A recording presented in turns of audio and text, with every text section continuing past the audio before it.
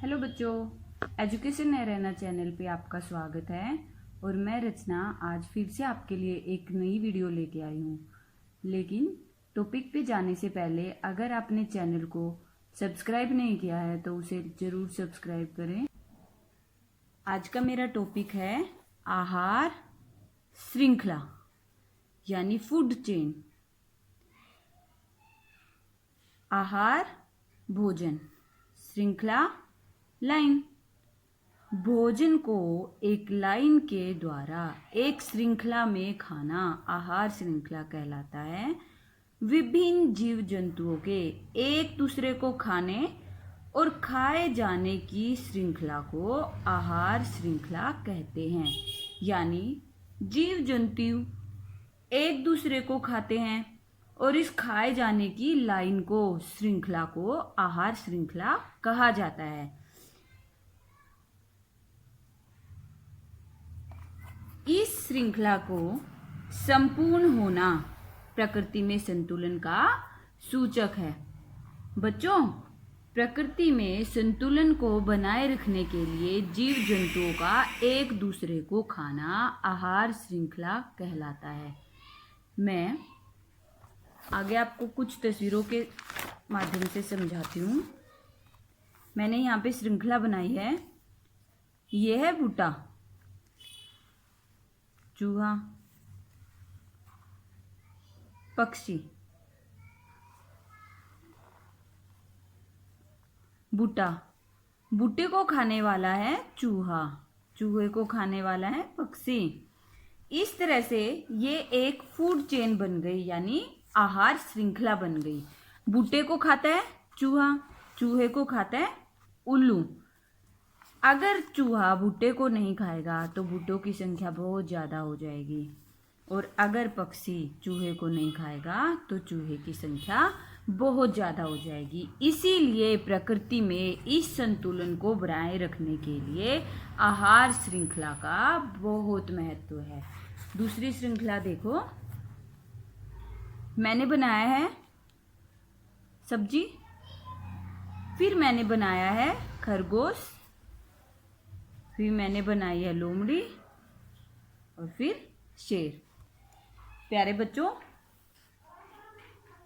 सब्जी किसने खाई? खरगोश ने। खरगोश को किसने खाया? लोमड़ी ने। लोमड़ी को कौन खाएगा? शेर।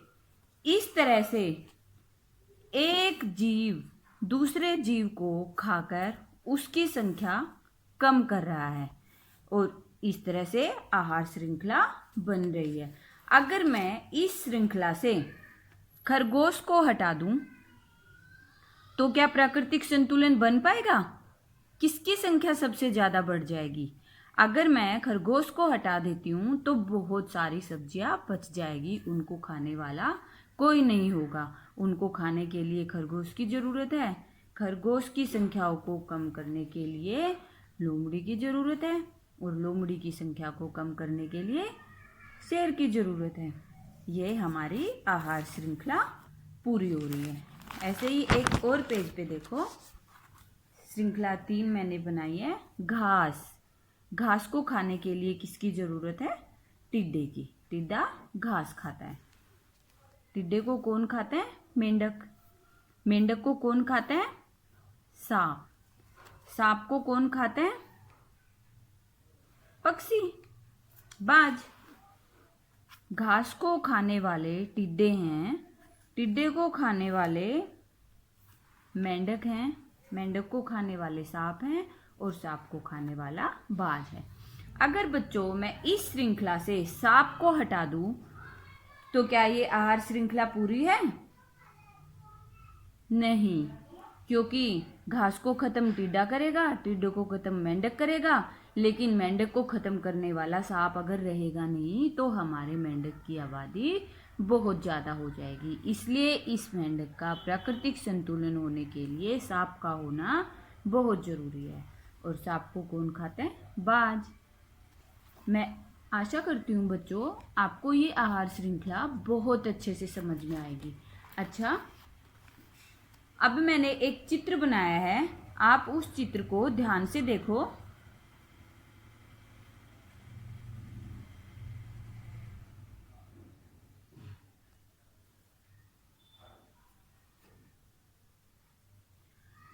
अब आप मुझे बताओगे पौधे ने वायुमंडल से क्या लिया और क्या छोड़ा।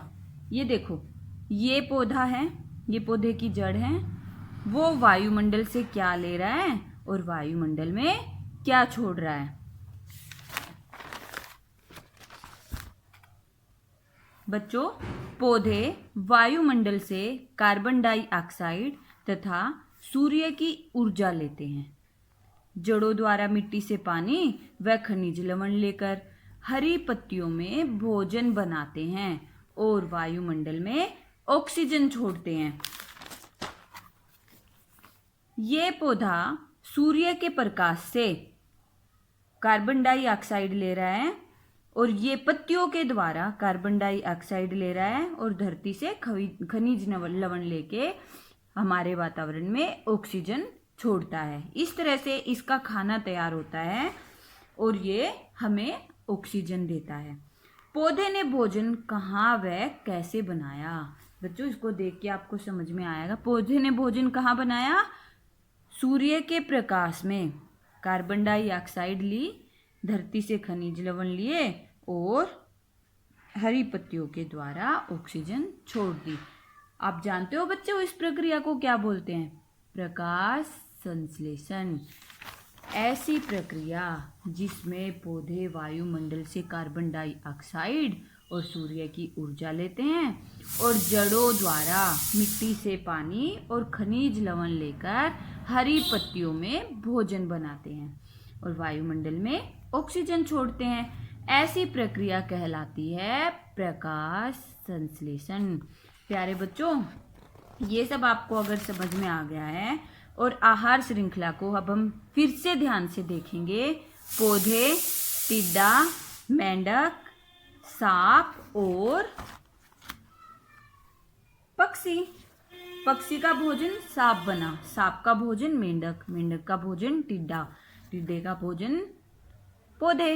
लेकिन पौधे अपना भोजन कहाँ से लाते हैं? पौधे अपना भोजन लाते हैं प्रकाश संश्लेषण क्रिया से। बच्चों, मैं आशा करती हूँ आपको ये टॉपिक बहुत अच्छे से समझ में आया होगा। धन्यवाद।